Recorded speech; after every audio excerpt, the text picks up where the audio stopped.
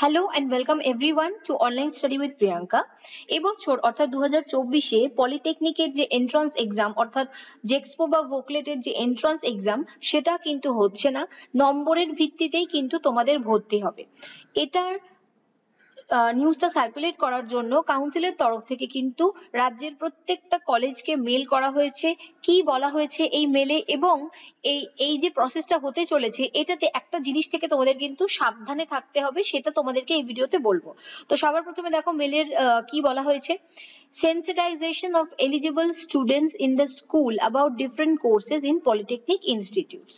Dear Sarva ma'am, heads of all self-financed but private polytechnics are hereby requested to carry out sensitization of eligible students in the school within their vicinity for admission to polytechnic.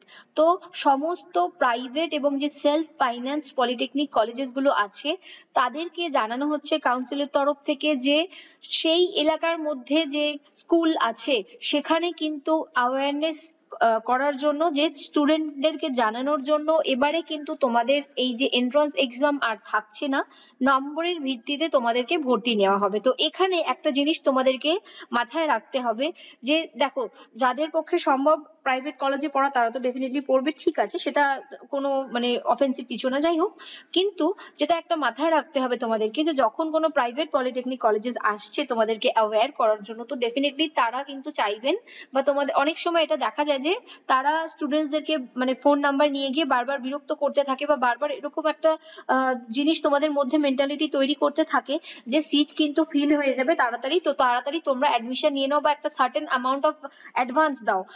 Suppose 5,000 টাকা দিয়ে রাখো, তাহলে তোমার একটা seat book করা থাকবে, ইলেকট্রিক্যালে তাড়াতাড়ি seat ভর্তি হয়ে যায় বা মেকানিক্যালে তাড়াতাড়ি সিট ভর্তি হয়ে যায়। তো সেক্ষেত্রে তোমরা তাদেরকে টাকা দিয়ে রাখো যাতে পরবর্তীকালে তোমরা তাড়াতাড়ি ভর্তি হতে পারো। তো এক্ষেত্রে যাদের কিন্তু প্রাইভেট পলিটেকনিক কলেজে ভর্তি হতে পারবে না বা পড়াশোনা সেখানে কন্টিনিউ করতে পারবে না তাদের উদ্দেশ্যে বলছি, আগের বছরেও কিন্তু এরকম হয়েছিল যে যারা কিন্তু মানে এরকম অ্যাডভান্স করেছিল সেই অ্যাডভান্সের টাকা কিন্তু ফেরত হয় না।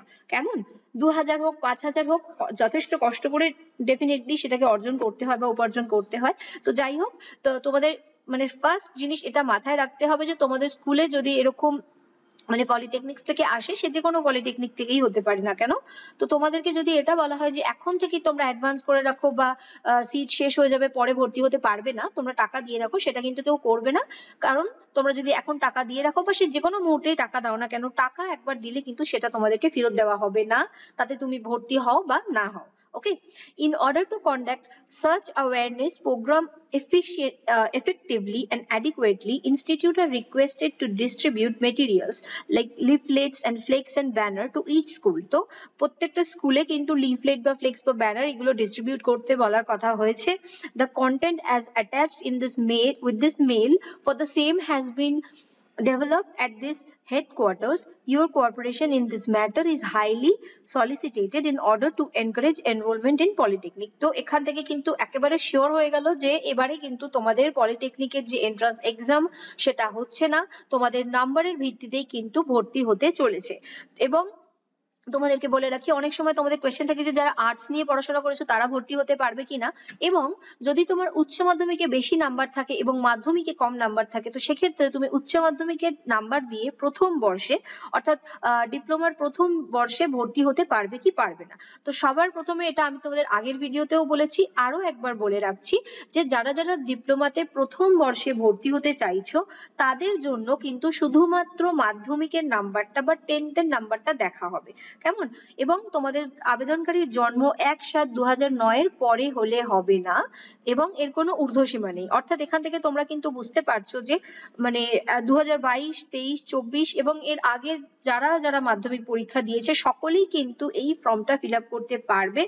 এবং এখানে আমার যেটা মনে হচ্ছে যে এবছর হয়তো কিছু সংখ্যক বেশি হলেও স্টুডেন্ট ফর্ম ফিল করতে পারে, যেহেতু এন্ট্রান্স এক্সাম থাকছে না। তো সেহেতু অনেক সময় অনেকেরই হয়তো আগের দিকে যারা পাস আউট হয়েছে ডেফিনেটলি যদি তাদের বেশি নাম্বার থাকে তো সেক্ষেত্রে সকলেরই মনে হবে যে একবার ট্রাই করে দেখা যেতেই পারে যে যদি তারা ভালো কলেজ পেয়ে যায়। তো এটা তোমাদেরকে মাথায় রাখতে হবে যে যখন তুমি ডিপ্লোমার ফার্স্ট ইয়ারে ভর্তি হতে চাইছো সেক্ষেত্রে কিন্তু শুধুমাত্র তোমার মাধ্যমিকের নাম্বারটাই দেখা হবে। যতজন স্টুডেন্ট ফর্ম ফিল আপ করবে তাদের মধ্যে যে বেস্ট নাম্বারস গুলো থাকবে বা যার যত বেশি পার্সেন্টেজ থাকবে তার তত বেশি চান্সেস থাকবে তার মনের মতো কলেজ এবং মনের মতো ট্রেড পাওয়ার। কেমন? পরবর্তীকালে কিন্তু তোমাদের এই সম্পর্কিত আরো অনেক ভিডিওস আসবে, সেগুলো তোমরা মানে দেখতে পারো যাতে তোমাদের সুবিধা হয় চয়েস ফিলিং এর জন্য বা যে প্রসেসটা হবে সেগুলোকে বিস্তারিত জানার জন্য। এরপর চলে আসছি দ্বিতীয় বর্ষের ভর্তির জন্য। দেখো ছাত্রছাত্রীরা যারা 10+2 বোর্ড পরীক্ষায় পাশ করেছে, তো এই যে সেন্টেন্সটা এখান থেকে আমরা বুঝতে পারলাম যে যারা আর্টস বা কমার্স নিয়ে ভর্তি হচ্ছিলে বা পড়াশোনা করেছো তারাও কিন্তু এটাতে ভর্তি হতে পারবে। প্রথমটায় দেখো কোনো রকম কোনো সাবজেক্টের উল্লেখ নেই, অর্থাৎ যারা আর্টস কমার্স নিয়েছো তারাও ভর্তি হতে পারবে। অথবা দেখো 10+2 বোর্ড পরীক্ষা দিয়েছে, সাথে পদার্থবিদ্যা, গণিত, রসায়ন, কম্পিউটার সায়েন্স, ইলেকট্রনিক্স, তথ্য প্রযুক্তি, জীববিদ্যা, তথ্যবিদ্যা এই সমস্ত সাবজেক্টস আছে, অর্থাৎ যারা সায়েন্স নিয়ে পাশ করেছো, যারা ভোকেশনাল নিয়ে পাশ করেছো তারাও কিন্তু এই সেকেন্ড ইয়ারে ভর্তি হতে পারবে ডিপ্লোমাতে। অথবা যারা আইটিআই পাশ করেছো তারাও কিন্তু ডিপ্লোমার সেকেন্ড ইয়ারে ভর্তি হতে পারবে। কেমন? এবং কবে এই ভর্তির প্রক্রিয়া শুরু হতে চলেছে? ফেব্রুয়ারি মাসের প্রথম সপ্তাহে কিন্তু এই ভর্তির প্রক্রিয়া শুরু হতে চলেছে। অর্থাৎ সবার প্রথমে তোমাদেরকে কিন্তু অনলাইনে, আশা করছি যেরকম প্রসেস হয় যে তোমাদেরকে অনলাইনে আবেদন করতে হবে, ফর্ম ফিল আপ করতে হবে এটাতে ভর্তি হওয়ার জন্য। সেখানে কিন্তু তোমাদেরকে তোমাদের নাম্বার বা যে মার্কশিট থাকছে বা যেগুলো সমস্ত ডিটেলস থাকছে সেই সমস্ত ডিটেলস কিন্তু পুট করতে হবে। তারপর তোমাদের কিন্তু নাম্বারের ভিত্তিতে একটা মেরিট লিস্ট তৈরি হবে। সেখানে ঠিক যেমনটা ধরে নাও তোমরা তোমাদের যেরকম স্পট কাউন্সিলিং হতো, কেমন? তোমরা যারা যারা জানো যে তোমাদের প্রথমে পরীক্ষা হতো, আগের ইয়ারের কথাই যদি বলি, যখন সমস্ত 3টে কাউন্সিলিং শেষ হয়ে যেত তারপর নাম্বারের ভিত্তিতে যেমন স্পট কাউন্সিলিং এ ভর্তি হতো, ঠিক সেরকমই এখানে পরীক্ষাটা তুলে দেওয়া হয়েছে এবং মানে মানে অলমোস্ট তোমাদের নাম্বারের ভিত্তিতেই যেরকম স্পট কাউন্সিলিং হতো সেরকম কিন্তু ভর্তির প্রসেস হবে। তো সেক্ষেত্রে কি হবে, তোমরা প্রথমে ফর্ম ফিল আপ করবে, তারপর একটা মেরিট লিস্ট বেরোবে, সেই অনুযায়ী তোমাদেরকে ভর্তি হতে হবে। তো আশা করছি ভিডিওটা তোমাদের জন্য হেল্পফুল হবে এবং তোমাদের সকলকে বলবো যে তোমরা যারা যারা পরীক্ষা দেবে বা তোমাদের চেনা পরিচিত যদি কেউ পরীক্ষা দেয় তাদেরকে কিন্তু ব্যাপারটা অবশ্যই জানিয়ে দিও। এবং যে প্রথমেই তোমাদের কথাটা বললাম যে প্রাইভেট পলিটেকনিক কলেজে কিন্তু তোমরা একবার অ্যাডমিশনের জন্য অ্যাডভান্স যদি করে দাও সেক্ষেত্রে কিন্তু তোমাদের টাকা ফেরত হবে না। এটা বহু বছর ধরে দেখছি, প্রথমে স্টুডেন্টরা কিন্তু ভয় পায় যে যদি ভালো কলেজ সরকারিতে না পাই সেক্ষেত্রে আমি হয়তো প্রাইভেট কলেজে সিট পাবো না। তো সবসময়ই আমি বলি কিন্তু টাকা তোমাদেরকে ফেরত দেওয়া হয় না। আগে অনেক স্টুডেন্ট এরকম কমপ্লেন করেছো তোমরা, এটা কিন্তু হয়েই থাকে যে টাকা তোমরা দাও অ্যাডভান্স কিন্তু ফেরত দেওয়া হয় না, যেটা হয়তো মানে উচিত না বা ওনাদের দিক থেকে দেখতে গেলে খুব স্বাভাবিক।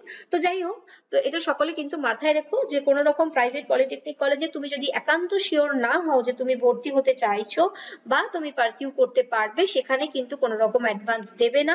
সকলকে বলবো প্রসেসটা পুরো শুরু থেকে শেষ পর্যন্ত কন্টিনিউ করে যাবে।